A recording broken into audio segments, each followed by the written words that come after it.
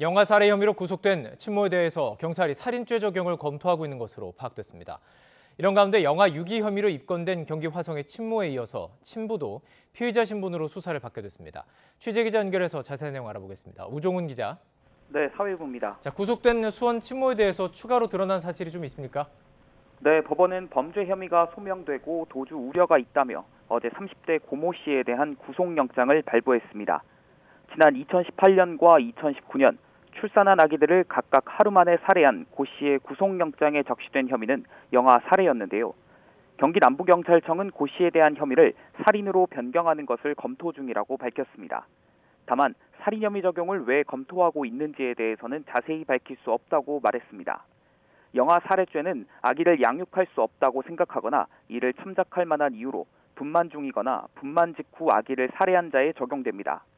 경찰의 혐의 변경 검토에 대해 전문가들은 고 씨가 분만 중이나 직후가 아니고 하루가 지난 시점에 살해한 점을 놓고 봤을 때 합당하다는 의견을 밝히기도 했습니다. 경찰은 고 씨의 신상정보 공개 여부에 대해선 영아 살해는 형법상 공개 대상이 아니어서 현재는 검토하고 있지 않다고 밝혔습니다. 이미 새 아이의 엄마였던 고 씨는 생활고로 더는 아이를 키울 수 없는 사정이라 범행했다고 진술했습니다. 고 씨의 남편은 여전히 아내의 범행을 몰랐다는 입장입니다. 경찰은 낙태했다는 아내 말을 믿었다는 남편의 말이 사실인지 친부를 상대로도 수사할 예정입니다. 다른 출생 미신고 악에 대한 경찰 조사도 진행이 되고 있죠. 네, 경기 화성시에서 발생한 영아 유기 사건을 수사 중인 경찰이 친모에 이어 친부도 피의자로 입건했습니다.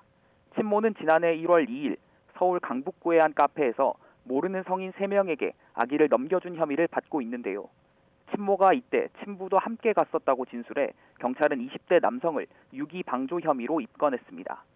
다만 경찰은 아직 친부에 대한 조사가 이루어지지 않았다며 디지털 포렌식 중인 친모의 휴대전화를 분석하고 친부를 직접 불러 혐의를 구체적으로 입증할 계획입니다. 친모는 낳은 지 8일 된 아기를 키우기 어렵다며 인터넷에 글을 올린 뒤 직접 만나 아기를 넘겨줬다고 진술했습니다.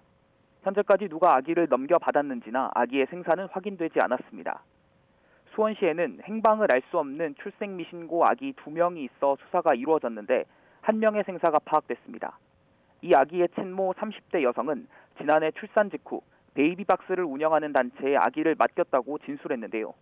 지자체와 경찰이 확인한 결과 아기는 서울 소재 복지시설에서 안전하게 보호하고 있는 것으로 파악됐습니다. 나머지 1명의 아기의 생사와 외국인으로 알려진 친모의 소재는 아직 파악되지 않고 있습니다.